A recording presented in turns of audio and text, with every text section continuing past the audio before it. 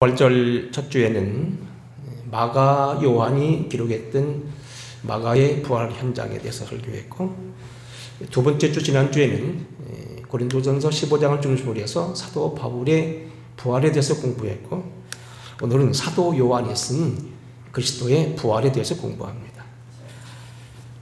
성경에는 요한이라고 하는 이름을 가진 큰 인물들이 옛사람이 등장합니다. 첫째는 오늘 우리가 공부할 12사도 가운데 한 명인 사도 요한이 있고요.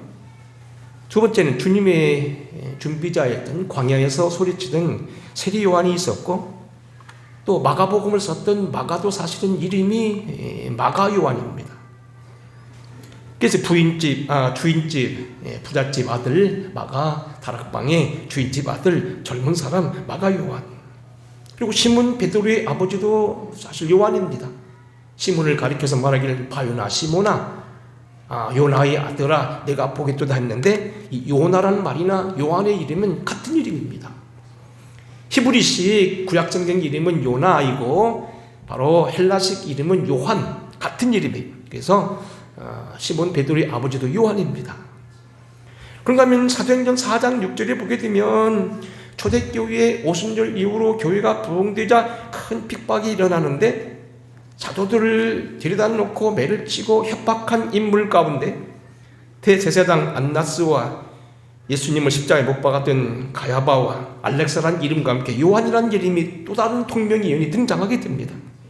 그래서 요한이라고 하는 이름은 상당히 큰 인물들이다. 오늘 우리가 공부해야 될 인물은 바로 첫 번째 인물이었던 사도 요한입니다. 여러분, 사도 요한은 우리가 잘 알다시피 전통적으로 우리가 읽고 있는 복음서인 네 번째 요한복음을 기록했고, 요한계시록과 그리고 요한 1, 2, 3서를 기록한 그러한 유력한 인물입니다. 요한은 말씀 그대로 요한이라는 이름 자체, 요나라는 이름이 뭐냐면 사랑받는 자다. 그래서 하나님의 사랑받는 사람, 12제자 가운데서 유독 사랑을 많이 받은 사람이었습니다.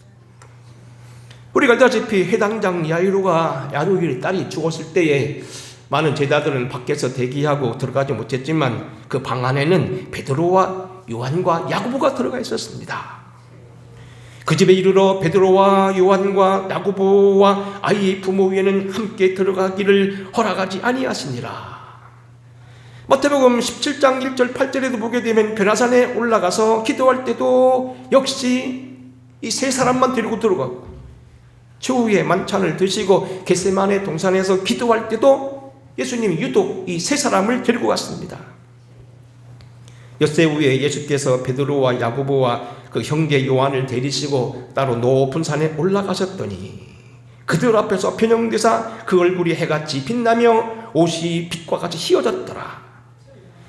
그들이 겟세마네 하는 동산의 이름에 예수께서 제자들에게 이르시되 내가 기도할 동안에 너희는 여기 앉아있으라 하시고 베드로와 야고보와 요한을 데리고 가실세 그랬습니다. 참, 오늘 우리는 이거 참 몇 번 생각해봐도 우리가 깊이 연구할 말씀인데, 왜 모든 사람들을 고루 사랑하시고 모든 일을 사랑하신 주님께서 차별 대우를 하시고 왜 베드로, 야고보, 요한만 그곳에 데리고 가셨는가? 단순히 이것은 인간적인 차별의 문제가 아니고 영적인 문제라는 겁니다. 여튼 문제는 오늘 이 시간 다 볼 수 없고요. 마가 요한, 오늘 여기 요한 사도는 이러한 주님의 특별한 기적의 현장에 똑같이 동행했던 그런 사람이다. 그뿐만 아닙니다. 주님은 주요하고 특별할 때에 그에게 일을 위임하시고 준비하셨습니다. 최후의 만찬을 준비할 때도 주님은 베드로와 요한에게 부탁을 합니다. 최후의 만찬을 드실 때에 주님의 품 안에 있어서 그를 안고 밥 먹은 사람이 바로 요한입니다. 십자가 상 위에서 최후의 단발마이크 고통 속에서도 자기 어머니를 부탁하여 일생을 모시게 한 것도 바로 요한입니다. 누가복음 22장 8절입니다. 예수께서 베드로와 요한을 보내시며 이르시되 가서 우리를 위하여 유월절을 준비하여 우리로 먹게 하라. 예수의 제자 중 하나, 곧 그가 사랑하시는 자가 예수의 품에 의지하여 누웠는지라. 예수께서 자기와 자기 어머니와 사랑하신 제자가 곁에 서 있는 것을 보시고 십자가 위에서 하는 얘기입니다.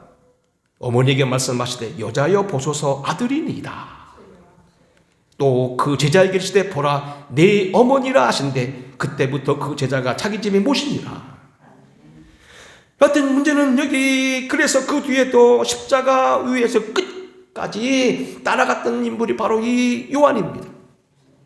그리고 요한복음 21장에도 보게 되면 부활 이후에 디베르 가다에서 주님이 말씀하시는데 요한은 오래오래 살 거라고 얘기하면서 그래서 영원히 죽지 않는다는 그런 소문이 퍼질 정도입니다. 그래서 요한은 12 제자 가운데 특이한 어떤 형성을 가지고 있는 인물이다. 사도 요한은 말씀 그대로 세베대의 아들로서 사도 야고보와 함께 주님의 형제로 등장하고 세 사람 가운데 하나로 등장하게 됩니다. 베드로, 안드레와 같이 역시 갈릴리 사람입니다. 그는 성경에 나와 있는 그 가족들도 다 유명한 사람입니다. 그래서 우리가 말한 대로 베드로 그 어부였던 세베대 그리고 그 어머니 살로메는 예수님이 등장하는 여인들의 명단에 꼭 나오게 됩니다. 그래서 이 살로메는 나중에는 보면 이분이 결국은 예수님의 이모였을 것이다. 그렇기 때문에 요한복음 2장에 보게 되면 가나 혼인잔치에 참여해서 포도주가 떨어진 걸 간섭을 하고 이것을 돕고 하는 이런 특별한 위치에 어떤 잔치의 주빈격으로 한 사람이 참여한 인물이 아닌가. 그리고 예수께서 다시 오실 때에 하나는 우편에 하나는 좌편에 계시게 달라 부탁할 만큼 개인적인 어떤 특별한 관계가 있었다 이렇게 보고 있습니다. 세 번째는 그의 형 야고보 그리고 네 번째는 본인 그렇습니다. 여하튼 그래서 이 요한 사도는 주님과 함께 부름을 받은 사람으로서 갈릴리에서 결국 물고기를 잡다가 베드로처럼 부르심을 받고 모든 걸 다 버린 특별한 사도였습니다. 그의 성격을 봅니다. 그의 성격은 상당히 신중한 것이 엿보인다고 말합니다.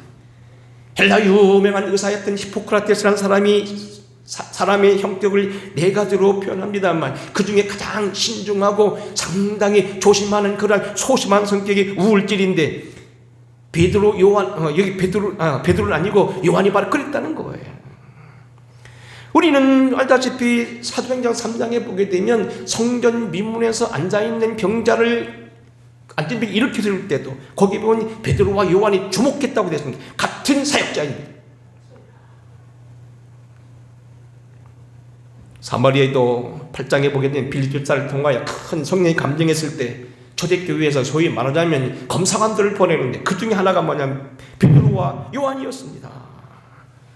근데 이러한 사도행전 3장이나 사도행전 8장에 보게 되면 베드로와 동행했던 요한은 거의 이름이 나오지 않고 모든 말과 모든 하는 것은 다 제식자는 베드로가 하고 요한은 뒤에서 숨어있는 그런 역할을 합니다.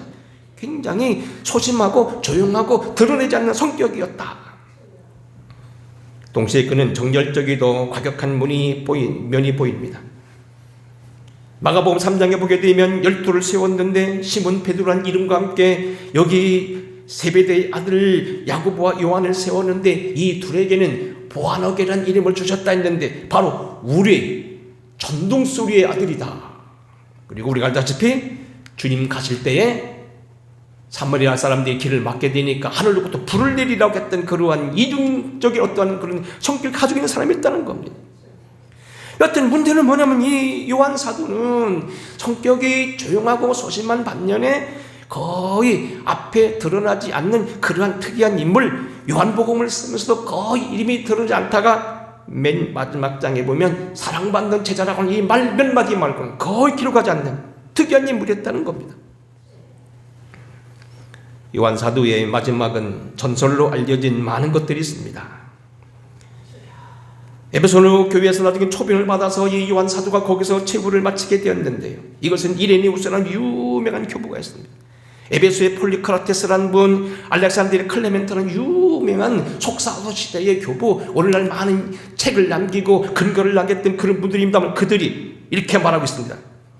제자 요한은 전에 주의 품에 의지했던 사람인데 아시아의 에베소에 살면서 일부 복음서를 썼다.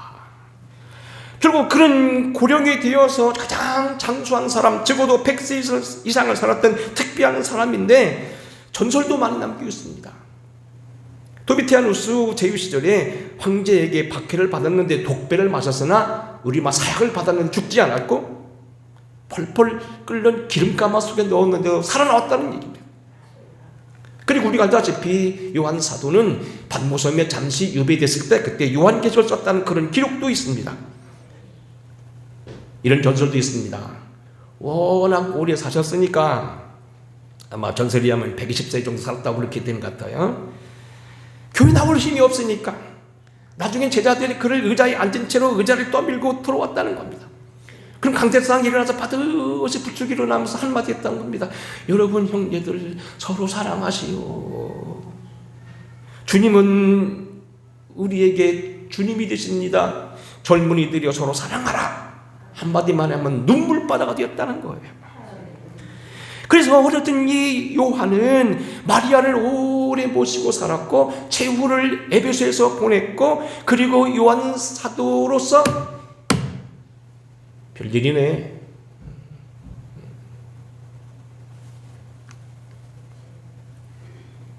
계시록을 썼고 일생을 주님과 함께 보냈던 그러한 인물로 특이한 인물입니다.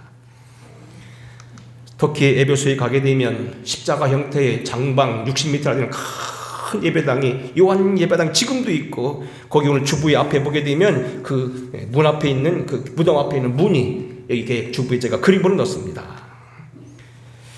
조갑을 하게 되면 주님의 가장 사랑받는 제자 가운데 한 사람이 요한 사도였다.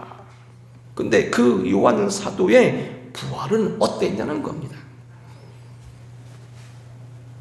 주님을 제책권에서 모시고 주님을 가까이 섬겼던 사도 요한이 증거했던 요한복음은 어떤 것이고 그 복음서 가운데 나왔던 주님의 부활의 사실은 어떠라는 겁니다. 여러분 알아야 될 것은 요한 사도는 좀 특이하게 성경을 썼습니다. 여러분 우리가 알다시피 이제 이 그 성경학자들은 우리 가지고 있는 복음서가 4가지 마태, 마가, 요한, 누가 요한입니다만 앞에 성경 세 성경 가리켜서 심노틱이다 하는 헬라어로 하면 공관 복음이라는 겁니다. 같은 입장에 썼다는 겁니다. 그런데 요한 복음은 다르다는 겁니다. 요한 복음은 감추어진 영적인 비밀과 신령한 것에 쓰려고 했고 이미 세 복음서에 써져 있던 것을 다 보고 나서 맨 마지막에 그들이 기록하지 아니한 또 다른 사건과 그리고 그 중에 의미 있는 사건만을 뽑아서 그렇게 기록했다는 겁니다.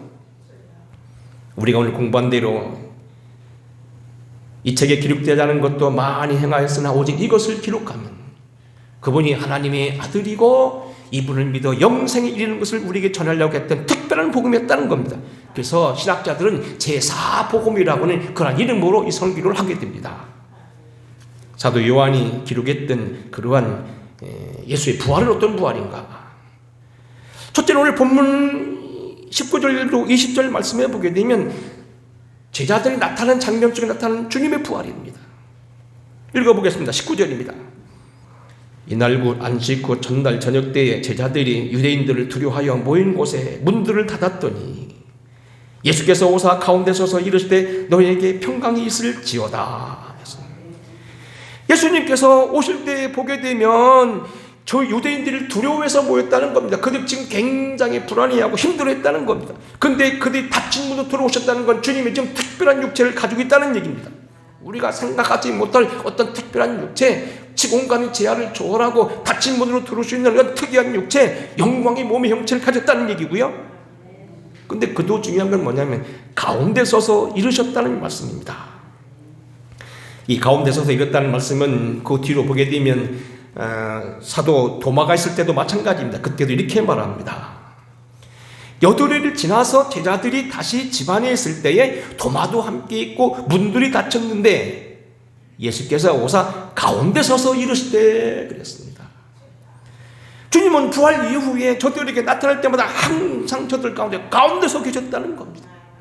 멀찍이 그들 앞에 대상으로 사이를 두고 간격을 두고 그들에게 권위되고 쓴 게 아니라 그들 가운데 있었다는 얘기는 뭐냐면 상당한 의미를 줍니다. 가장 가까운 거리에 가장 그들의 중심 가운데 그들의 인생 문제 한가운데 서기를 원하셨다는 겁니다.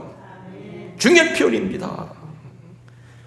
저들이 유대인들을 두려워했고 닫힌 문으로 들어오셨고 그리고 그들에게 평안을 선포하셨는데 특별히 가운데 서셨다. 그들의 문제를 남보도 하지 않고 그들 문제 인생 중앙에 계시다 그런 얘기입니다.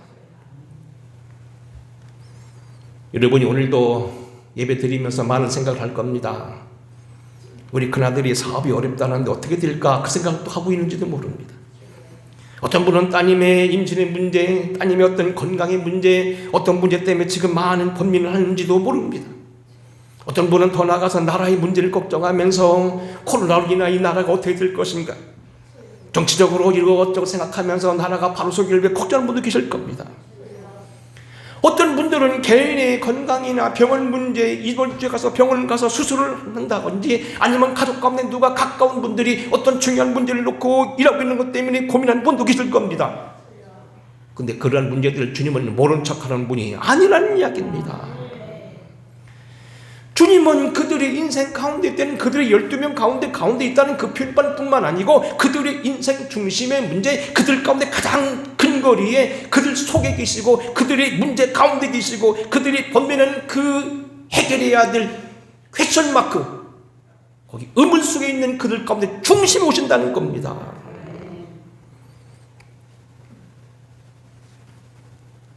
성경을 보게 되면 주님은 찾아오는 역사로 일관되어 있습니다. 창세기 3장에 보게 되면 그들이 하나님을 범죄하고 그들이 숨어 있었습니다. 그들은 주님이 앞에서 행위해 오신 무화과 나무 잎으로 자기를 가리고 섰습니다. 하지만 주님은 저들에게 찾아오셔서 저들에게 가죽옷을 지어 입히십니다. 그들이 그날 밤 바람이 불 때 동산에 거느시는 여호와 하나님의 소리를 듣고 아담과 그의 아내가 여호와 하나님 낯을 피하여 동산나무 가운데 숨어 있은지라 여호와 하나님이 아담을 부르시며 그에게 이르시되 네가 어디 있느냐. 범죄했던 인간이 죄의식을 느끼고요, 사람이요 어떤 사람에게 잘못하게 되면 얼굴 쳐다보지 못하는 말이 그겁니다. 하나님 앞에 얼굴 들지 못하고 불안을 느끼고 숨었습니다. 그런데 주님은 그들에게 말을 걸어왔다는 얘기입니다. 창세기 3장 21절입니다. 여호와 하나님이 아담과 그의 아내를 위하여 저들에게 가죽옷을 지어 입히셨더라. 행위에 오신 무화과 나무가 불완전했는데 인도 사람들이 하기는 경건 행위가 그것이 은혜의 개념이 아닌 또 다른 개념이었지만 그거 가지고 안 된다는 겁니다. 그들에게 완벽한 희생의 양으로 말미암은 그러한 가죽옷, 영원한 옷을 입혀주셨다는 겁니다. 창세기 6장 10절에 보게 되면 노아 때에 인생들이 육체가 됐다고 얘기했습니다. 여호와께서 이르시되 나의 영이 영원히 사람과 함께 있지 아니하리니 이는 그들이 육신이 됨이라. 영으로 살아야 되고 은혜로 살아야 될 인간이 지금 고깃덩어리가 됐다는 겁니다. 바라는 것마다 생각하는 것마다 항상 돈 얘기하고요, 썩어질 것만 바라보고요, 잘못된 것만 바라보고요, 쾌락적인 것만 바라보는 인간이 됐다는 겁니다. 결국 사람의 죄악의 세상에 가득 찼다는 겁니다. 그때도 주님은요 거기서 끝나지 않았습니다. 노아에게 찾아오셔서 그에게 구원의 길을 보이셨다는 겁니다. 창세기 12장에 나와 있는 아브라함의 부름조차도 여러분들이 굉장히 중요한 장면인 이 장면을 우리는요 역사적으로 잘 보셔야 됩니다. 성경에 성서신학적으로 몇 가지 시대가 있습니다. 낙원 시대가 있었고 자유 양심 시대가 있었고 인간 통치 시대가 있었습니다. 낙원은 말 그대로 하나님이 지었던 원초적인 인간이 양심적인 거 있었고 그 다음에 카인 이후로 이 사람은 자기 양심에 있었고, 그런데 낙원도 양심도 결국 어떻게 합니까? 죄악으로 끝납니다. 그래서 그들은 노아 방주로 끝을 맺고 인간 통치 시대에 들어갑니다. 그런데 보세요, 낙원 시대도 아니고 양심 시대에 지나가서 그들이 통치를 하게 되면 어떻게 됩니까? 바벨탑을 쌓습니다. 여러분, 바벨탑은 오늘 우리들 인간이 쌓고 있는 인간의 마지막 때의 모습인데요, 탑을 쌓아 벽돌을 만들어서 끝까지 내고 하나님과 대적하자는 얘기는 뭐냐면 인간이 역사로 하나님을 대신한다는 겁니다. 오늘 우리들의 인간들이 지금 모여서 힘을 모아서 결국 탑을 쌓는데 하나님을 대적하는 모습으로 나아가기를 원하는데 하나님은 그걸 흩으셨다는 겁니다. 그 흩음 이후에 이루어진 게 뭐냐면 아브라함의 역사입니다. 아브라함은 축복의 산물이 아닙니다. 사실은 아브라함 시대의 사람은 저주의 산물이었습니다. 근데 그 저주의 시대, 바벨탑의 시대에 인간 통치도 결국은 오늘날 지극한 인권으로 말미암아 하나님을 거역하는 시대가 올 수도 있다는 겁니다. 그런 그 시대에 누구를 택하냐면 아브라함이라는 선민을 택합니다. 이후에도 인간의 역사를 보게 되면 계속하여 하나님은 찾아오시고 말을 걸어오십니다. 이삭과 야곱과 요셉의 족장들에게 계속하여 찾아오셨습니다. 그 나라의 종로를 타던 이스라엘 백성들에게 찾아오시고 그들을 출애굽시키시고 모세를 택하시고 사사들을 택하여 세우십니다. 귀가 막힌 백성들, 하나님 말씀을 계속 거부하고 자기 욕심대로 살고 있는 열왕기 시대의 모든 백성들을 향하여 끊임없이 저들에게 선한 왕을 보내시거나 지혜자를 보내시고 선지자를 보내주십니다. 우리가 알고 있는 예언 문학과 바로 지혜 문학이 바로 그것입니다. 하나님은 저들이 끊임없이 하나님 말씀을 말씀하시고 찾아오셨습니다. 이스라엘아 듣고 삼가 그것을 행하라. 그리하면 네가 복을 받고 네 조상들이 하나님 여호와께서 네가 허락하심 같이 젖과 꿀이 흐르는 땅에 네가 크게 번성하리라. 비홀도 이스라엘이란 말인데요. 이스라엘아 들으라. 우리 하나님 여호와는 오직 유일한 하나님이시니 너는 마음을 다하고 뜻을 다하고 힘을 다하여 여호와를 섬기고 이 말씀을 너는 마음에 새기고 자녀들을 부지런히 가르치되 집에 있든지 나가든지 들에 있든지 길을 갈 때든지 누워서 이 말씀을 강론할 것이며 내 목에 기호로 삼고 내 미간에 붙여 표로 삼고 내 집 문설주에 기록할지니라. 내가 오늘날 생명과 복과 사망과 화를 내 앞에 두었으니 오늘 우리는요 우리 앞에서 사망과 복 그리고 생명과 화는요 우리가 책임이에요. 하나님 우리 집에 두셨어요. 내가 오늘 내가 명령한 말씀을 그대로 지키고 사랑하면 복을 받을 것이고 만일 돌이켜 듣지 아니하면 이 땅에 저주를 받으리라. 이 말씀은 그렇게 어려운 것이 아닙니다. 신명기 30장 이렇게 많은 명령을 하고 주님 말합니다. 내가 오늘 네게 명령한 이 명령은 네게 어려운 것도 아니요 먼 것도 아니라 하늘에 있는 것도 아니니 이는 내가 이르기를 누가 우리를 위하여 하늘에 올라가 그의 명령을 우리에게 가지고 와서 우리에게 들으라 할 것이 아니다 그랬습니다. 바다 바깥에 있는 것도 아니라고 했습니다. 하늘에 있는 건 전혀 불가능한 것, 바다 건너에 있는 것, 어려운 것, 행하기 힘든 것, 아니면 바다 속에 있는 것 전혀 불가능한 것이 아니라는 겁니다. 행할 수 있는 것이라는 겁니다. 얼마든지 정신 차려 눈 뜰 수 있다는 겁니다. 여러분이 하나님 사랑하는 마음 가지면 예배를 지금 신중하게 드릴 수 있다는 얘기입니다. 주님은 지금도 찾아오신다는 겁니다. 말씀하고 계시다는 얘기입니다. 그 찾아오신 하나님은 오늘 어떻게 했습니까? 예수 그리스도를 주시기까지 사랑하셨습니다. 하나님의 세상을 사랑하사 독생자를 주셨으니 이는 그를 믿는 자마다 멸망치 않고 영생을 얻게 하려 하심이니 그가 그 아들을 보낸 것은 세상으로 하여금 멸망하려는 것이 아니요 구원받고 영광을 돌리게 하려 함이라. 하나님 우리에게 아들을 주신 것은 우리를 하여금 영생을 얻기 위해서 만드셨습니다. 그리고 오늘 본문에도 보게 되면 부활 이후에 저들 가운데 계셨습니다. 어디까지 주님의 사랑이 힘이 이릅니까? 동생을 돌로 쳐 죽인 가인의 사랑까지 오게 됩니다. 여호와께서 그에게 이르시되 그렇지 아니하다 가인을 죽이는 자는 벌을 7배나 받으리라고 가인에게 표를 주사 그를 만나는 모든 사람에게도 죽임을 면하게 하시니라. 동생을 쳐 죽인 가인도 용서해 주신 하나님이라는 겁니다. 어디까지 사랑했느냐? 주님을 버리고 떠났던 사람들 가운데 7 귀신 들렸던 막달라 마리아, 그에게 부활의 영증을 처음 보이셨다는 겁니다. 부활절 이후에 찾아오시되 요한은 말합니다. 가운데 서서 2번을 반복하겠습니다. 우리 가운데 인생 문제 중심 가운데 모른 척 하시는 분이 아니십니다. 어떤 분이 말하는 구만리장처럼 계신 분이 아닙니다. 우리 속에 계시고 우리 가까이 계시고 우리의 문제를 내놓기를 원하시고 여러분의 가정의 속사정을 내놓기 원하시고 여러분 가정의 아들 딸의 문제를 내놓고 기도하기를 원하시는 분이고 여러분이 건강 문제를 주 앞에 내놓고 주님의 은총을 바라는 것을 좋아하시는 분이라는 얘기입니다. 여러분이 말씀하시는 분이라는 얘기입니다. 말씀 그대로 내가 내 마음 밖에 서서 네 마음을 두드리노니 문을 열고 나를 환영하는 사람은 내가 그로 더불어 먹고 그는 나로 더불어 먹으리라고 주님 오늘 찾아오신 분이라는 얘기입니다. 두 번째는 그들에게 복음을 부탁하신 분이십니다. 20절 이하로 한번 같이 한번 읽어보겠습니다. 20절부터 23절입니다. 자, 시작. 이 말씀을 하시고 손과 옆구리를 보이시니 제자들이 주를 보고 기뻐하더라. 예수께서 또 이르시되 너에게 평강이 있을지어다. 아버지께서 나를 보내신 것 같이 너도 너희를 보내노라. 이 말씀을 하시고 그들을 향하사 숨을 내쉬며 이르시되 성령을 받으라. 너희가 누구의 죄든지 사하면 사하여질 것이요 누구의 죄든지 그대로 두면 그대로 있으리라 하시니라. 이 본문 말씀은 주님이 저들에게 나타나셔서 하신 말씀입니다만 아주 중요한 말씀인데 크게 이 성경에 보게 되면 예수님이 인간들에게 주신 네 가지 선물이 있습니다.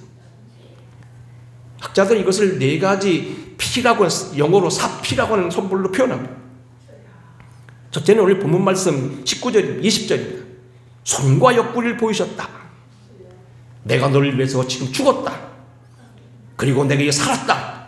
제3의 혈원이라는 겁니다. 우리가 알다시피 주님께서 십자가에 달려서 옆구리에 창자국을 받고 돌아가셨을 때 이미 돌아가신 그 휘장 밑에서 어떻게 합니까? 휘장의 위에서부터 아래로 찢어졌다는 겁니다. 신령한 문이 열리고 하나님의 지극한 성소로 들어가는 문이 열렸고 이제는 인생에 대한 저주와 진노가 풀렸다는 얘기입니다. 그가 찔림은 우리의 허물 때문이요 그가 상함은 우리의 죄악 때문이라.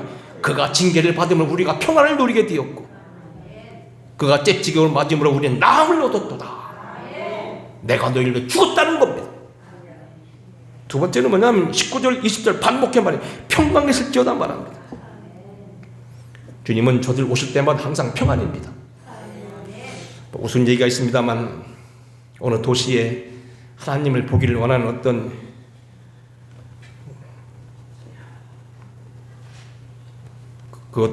영성가가 있었답니다. 교회적으로 이 책을 맡기는 분이 한참 기도하다 하나님 나타나니까 너무 놀래가지고요 꽥 하고 죽었답니다. 그런 분이 아니라는 겁니다. 하나님이 오시면 우리에게 반드시 오실 때는 꼭 매를 가지고 오시는 분이 아니고 이미 나타나실 때는 사함을 주시는 겁니다. 여러분 정치도 마찬가지입니다. 여야 영수회담을 했다든지 뭐 하게 되면 그냥 만나는 게 아닙니다. 다 이미 웬만큼 서로 합의할 조건을 가지고 서로 조건하고 만납니다. 일제면 우리나라 대통령하고 아프리카 대통령 만났다 그냥 만나지 않습니다. 다 이미 외무부에서 한 달 이상 다 주고받을 것 하고 당시 대통령 도장만 찍고 오는 겁니다. 다 이미 주고받는 겁니다. 여러분 주님은요 우리 오실 때 절대로 그냥 오지 않아요. 곱주기 위해서 책망하시기 위해서 오시는 건 거의 없어요. 그것은 성령이 아니면 다른 천사를 통해서 하는 거지 주님이 오실 때는 절대 그렇지 않습니다. 평강이 있을지어다. 만일 여러분들이 아주 어려울 때 주님 만나시면요 문제가 해결됩니다. 병든 사람이 하나님의 음성을 들으면 그 병이 치료됩니다. 주님 오시면 무조건 좋은 겁니다. 여러분 주님 만나셨지? 지금 만나시죠? 좋은 겁니다. 여러분 지금 좋은 거 주십니다. 평강 주십니다. 특별히 평강이라는 단어는 참 굉장히 중요한 단어인데요. 은혜라는 말씀이 하나님과의 관계, 이 은혜가 결국 우리 값없이 주신다는 겁니다. 이 은혜로 말미암아 내게 주신 축복이 평강입니다. 사실 기독교의 모든 건 은혜와 평강입니다. 그래서 사도 바울은 12 성경 쓸 때마다 꼭 끊임없이 서두에 너에게 은혜와 평강이 있을지어다 이렇게 시작합니다. 여러분이 오늘도 찾아오셔서 평안 주시는 건 굉장히 중요합니다.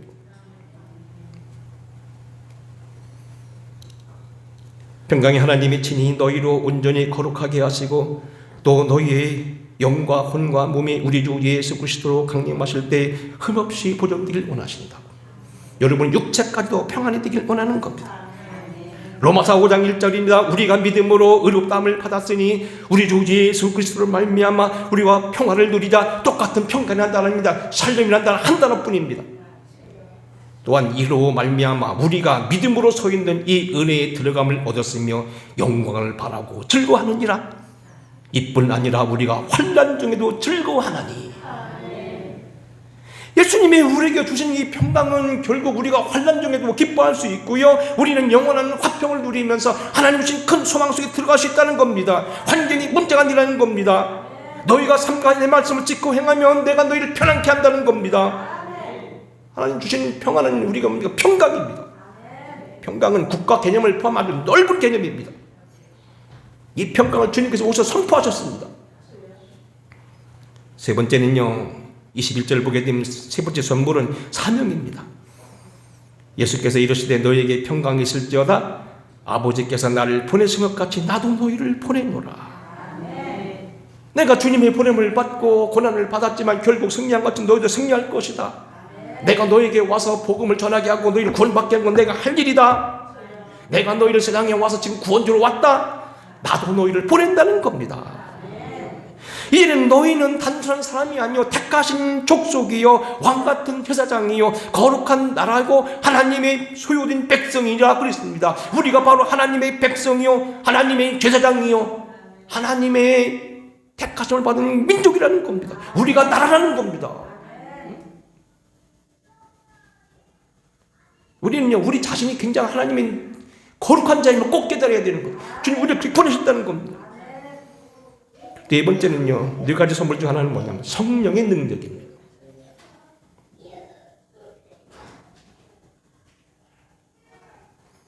이 말씀을 마치고 그들을 향하여 숨을 내쉬며 이르시되 성령을 받으라.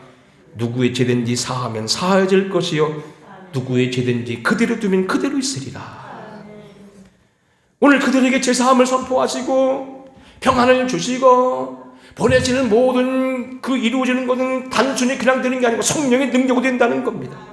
누구의 죄든지 사하면 사해질 것이 누구의 죄든지 그대로 두면 그대로 있으리라. 이런 모든 평강의 능력의 권능이 성령을 통하 이루어진다는 겁니다. 오늘 이 네 번째 방법에 대해서는 오늘 설명할 시간이 없어서 못하고 같은 얘기 뭐냐면 첫째 제사함, 영어로 받은 평강, 피스. 평강이라는 단어는 딱 한 단어입니다. 구약 성경에는 샬롬이라는 말로 되어 있고 헬라어로는 에이레라는 말로 되어 있습니다. 똑같은 단어뿐입니다. 국가적인 개념을 포함한 큰 개념입니다. 인생 목적이 퍼포스, 그리고 성령의 능력, 파워, 네 가지 P, 유명한 얘기입니다. 문제는 오늘 우리에게 중요한 거는 뭡니까? 우리에게 삶의 방향을 물으신다는 겁니다. 그럼 요한복음 21장 우리 다 읽지 못했으나 거기도 보게 되면 뭡니까? 디베랴 바닷가에서 저들 만나시고 한 게 무엇입니까? 조반을 잡수시며 하신 말씀이 뭐냐면 너희가 나를 사랑하느냐? 베드로에게 물었습니다만 사실 제자들 다에게 물은 거죠. 사랑합니다. 정말 사랑하냐? 사랑합니다. 정말 사랑하니? 사랑합니다. 주님 아십니다. 그때마다 하신 말씀이 뭡니까? 내 양을 먹이라. 내 양을 찌라. 내 양을 먹이라. 우리에게 보냄을 받은 삶을 주님께서 주셨다는 겁니다. 오늘도 주님은 여러분을 만나시는데 평안을 주시고 축복을 주시고 아까 말한 대로 제약을 사해 주시지만 그냥 끝나는 것이 아니고 여러분에게 목적을 가지고 계시다는 걸 꼭 기억하셔야 됩니다. 이 시간도 살아계셔서 여러분에게 목적을 주시는 하나님의 음성을 듣기를 주의 이름으로 축원합니다. 끝으로 사도 요한이 기록한 부활의 방법 특이한 것 중 하나는 뭐냐면 도마에 대한 기록입니다.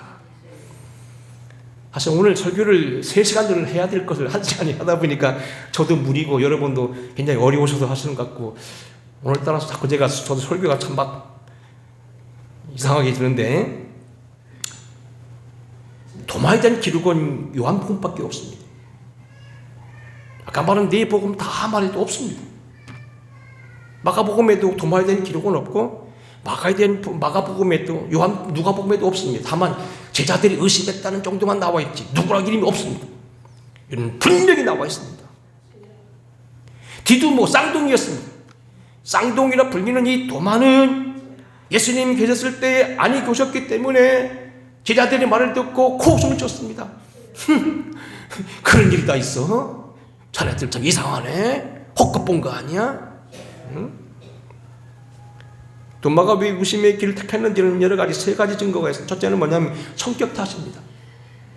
여러분도요 어른들이 말이나 누구 친구들의 말을 쉽게 믿는 분이 있고 어떤 분은 참 누구 말대로 막 정말 안타까울 정도로 의심한 사람이 있습니다. 성격적입니다. 자라는 환경, 프로이드 얘기 들으면 어떤 그런 과거의 어떤 것 때문에 사람 말을 믿지 못하는 그런 성격이 있습니다. 두 번째는 환경과 문화 탓입니다. 유명한 미국의 학자들이 말한 대로 이거 뭐냐면 세대 간의 문제, 종교 간의 문화 충돌이, 그런 일들은 당해보지 않았습니다. 우리는 그래서 성경 이해 안 되는 많습니다. 유교적 입장에서 볼 때 어떤 때는 이런 것도 성경인가 하고요, 정말 화가 날 때도 있습니다. 문화 충돌입니다. 또 하나는 뭐냐면 그 자리에 없었기 때문이라는 겁니다. 그 자리에 봤으면 뭐 만져볼 필요도 없고요, 의심할 필요도 없고요, 욕먹을 필요도 없었는데 빠졌다는 겁니다. 제가 겸해서 말씀드립니다. 우리 성도님들이요, 가능하면 예배 시간에 빠지지 마세요. 목사가 설교를 항상 같은 설교를 할 수 없잖아요. 자꾸 지나가잖아요. 물론 설교를 반복이라고 자꾸 다른 입장에서 얘기합니다만 예수 그리스도 한 목표 하나뿐입니다만 사실 설교는 뭐냐면 계속 이동합니다. 발전합니다. 도마가 의심했던 건 뭐냐, 그 자리에 없었기 때문에 그렇습니다. 왜 의심했느냐는 것은 전설에 의하면 그날도 도마는 다른 데 가서 구주를 찾고 있었다는 겁니다. 여하튼 그 자리에 없었습니다. 문제는요, 본문 말씀 후반절입니다. 뒤늦게 주님이 오셨습니다. 도마가 너무 황송해서 무릎을 꿇습니다. 주는 그리스도시요 나의 하나님이십니다. 주님은 그에게 이렇게 말했습니다. 내 손가락을 이리 내밀어 내 손을 만져보고 내 손가락을 내밀어 내 옆구리를 만져보라. 도마가 너무 황송했습니다. 주는 그리스도시요 사람이 하나님이십니다. 그때 주님께서 하신 말씀이 뭐냐? 너는 나를 본고로 믿느냐? 믿지 않고 믿는 자는 더욱 복되다. 사실 이 설교를 제가 강점적으로 하려고 했는데 지금 마음 좀 흩어져가지고 더 이상 뭐 설교는 안 끊고 정리하겠습니다. 문제는 이겁니다. 요한복음 7장 17절입니다. 사람이 하나님의 뜻을 행하려 하면 이 교훈이 하나님께로부터 왔는지 내가 스스로 말하는지 알리라.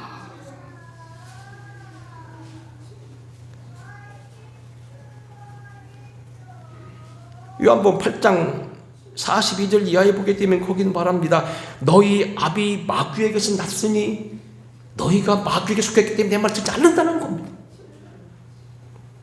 이 말은 무슨 얘기냐면요, 너희가 날 사랑하면 무슨 말을 해도 믿는다는 겁니다. 근데 너희 마음에 그런 사랑이 없다는 겁니다. 도만 내가 너를 보니까 너는 의심도 많고 그렇지만 문제는 뭐냐면 네 마음속에 하나님 믿으려고 하는 마음이 없다는 겁니다.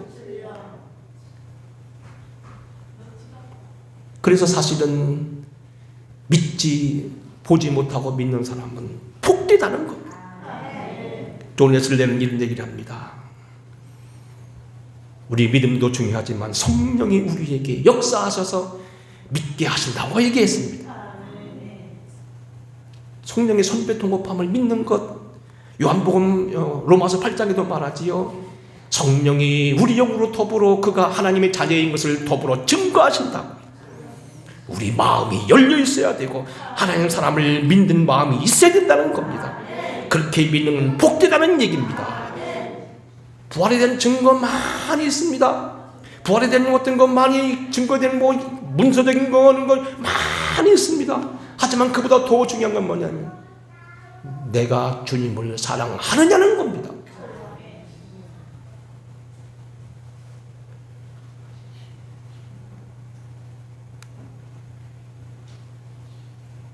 사무서 8장에도 말합니다. 지혜가 부르지 아니하느냐, 명철이 소리를 높이지 아니하느냐. 그가 길가의 높은 곳에서 내 거리에 서며 성문곁과 문화귀와 여러 출입하는 문에 불러 이르되 사람들아 내가 너희를 부르며 내가 너희들에게 먼저 소리를 높이노라. 주님은 여러분 이미 다 오셨어요. 볼지어다 내가 문 밖에 서서 이르니 누구든지 내 음성을 듣고 문을 열면 내가 그에게로 돌아가 그로 더불어 먹고 그는 나와 더불어 먹으리라고. 주님은 이미 여러분에게 찾아오셔서 여러분 마음을 두들고 있다는 겁니다. 사실 여러분이 애쓸 게 없습니다. 다만 여러분 특별한 환경을 가지고 주님을 모셔드리는 겁니다. 이런 마음이 너에게 없다는 겁니다. 도마에게는 바로 너가 그렇다는 겁니다. 자꾸 내가 눈을 쳐다보고 만져보는 것은 네 이성적인 건데 결국 너는 내 마음속에 하나님 사랑이 없다는 겁니다. 바로 요한 사도는 그걸 지적하고 있는 겁니다. 누가복음 10장에도 보게 되면 예수님이 12 제자와 70군대를 보내시고 전도 훈련을 한 다음에 주님께서는 저들이 보고한 이런 기도를 하셨습니다. 그때 예수께서 성령으로 기뻐하시며 이르시되 천지의 주제이신 아버지여 이것을 지혜롭고 슬기는 자들에게는 숨기시고 어린 아이들에게 나타내심을 감사합니다. 이렇게 된 것은 아버지의 뜻입니다. 내 아버지께서 모든 것을 내게 주셨으니 아버지 외에는 아들이 누구인지 아는 이 없고 또 아들의 소원대를 계시를 받는 자 외에는 아버지가 누구인지 아는 자가 없나이다 하시고 제자들을 돌아보시며 조용히 시되 너희가 보는 것을 보는 눈은 복이 있도다. 결국 우리 하나님을 인지하고 하나님을 알아보고 우리가 믿는 것은요, 우리의 힘이 아닌 또 다른 어떠한 하나님의 특별한 감동과 하나님 열린 눈, 영적인 것이 있다는 겁니다. 그것을 여러분들은 지금 소유하고 있냐는 겁니다. 여러분이 얼마나 그만큼 주님을 향한 마음이 열려있냐는 그것이라는 겁니다. 바로 도마에게는 그것이 없었다는 겁니다. 말씀을 정리하겠습니다. 요한복음은 거듭되는 말씀대로 이 책을 기록되지 않은 많은 표력도 있지만 사건들을 기록하는 것이 그의 목적이 아니라고 얘기합니다. 다만 너희가 그 아들 예수 그리스도를 믿고 영생하는 것이 목적이라고 얘기합니다. 요한복음은 특이합니다. 특이했던 요한 사도가 우리에게 기록한 특이한 복음 3가지 공부했습니다. 닫힌 문으로 그들에게 오시되 닫혔다는 문으로 오셨다는 것 여기밖에 없습니다. 요한복음 요한의 사도만 썼습니다. 가운데 서서 나타나셨다는 말씀이 있지만 닫힌 문으로 오셨다는 얘기는 요한복음밖에 없습니다. 그리고 그들이 가운데 서셨습니다. 그들의 인생 문제, 여들이 고민하는 어떤 문제, 그 문제가 크든 작든 과거 것이건 현재 것이건 미래 것이건 그 문제의 중심에 여러분 계시다는 겁니다. 그리고 그 문제를 해결할 마음이 있다는 겁니다. 여러분의 그리고 여러분을 파송하여 여러분이 그것을 증거하기는 원합니다. 특별히 여러분은 무엇을 따지고 헤아리고 믿는 것보다는 믿음으로 받아들이는 하나님 사랑하는 마음이 더 필요하다는 겁니다. 그런 마음을 가진 사람이 쉽게 받아들일 수 있다는 얘기입니다. 오늘 본문 말씀, 이 말씀을 꼭 기억하시고 돌아가시기 바랍니다. 예수께서 이르시되 너는 나를 본고로 믿느냐? 보지 못하고 믿는 자들은 복되도다. 보고 믿는 것이 아닌 하나님의 감동과 성령의 은혜로 말미암아 믿는 깨끗한 마음의 소유자, 영적으로 하나님 앞에 바로 살고자 하는 그 하나님의 사랑의 마음을 가지고 돌아가는 여러분 되시기를 주의 이름으로 축원합니다. 고마우신 아버지, 오늘도 저희들이 귀중한 말씀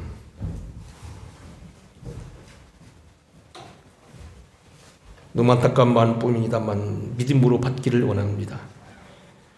주님을 가까이 모셨던 요한 사도가 증거했던 말씀 기억하게 하셔서 오늘도 우리가 주님을 보고 따지고 만지고 믿는 것보다는 믿음으로 받아들이고 이 교훈이 하나님 사랑의 교훈이 이 축복의 교훈이 사람답게 살라고 하는 이 교훈 하나님을 섬기며 살라는 이 교훈이 누구의 것인지 헤아리고 그 믿음 가운데 거하는 우리가 될 수 있도록 인도하여 주시옵소서. 너는 나를 본고로 믿느냐? 보지 못하고 믿는 자들은 복되다 하신 말씀대로 우리가 주님의 사람이 되어서 주님의 사랑을 증거하고 느끼는 믿음의 길을 걸어가게 하시옵소서. 예수님 거룩하옵신 이름으로 간절히 기도하옵나이다. 아멘. 찬양하겠습니다.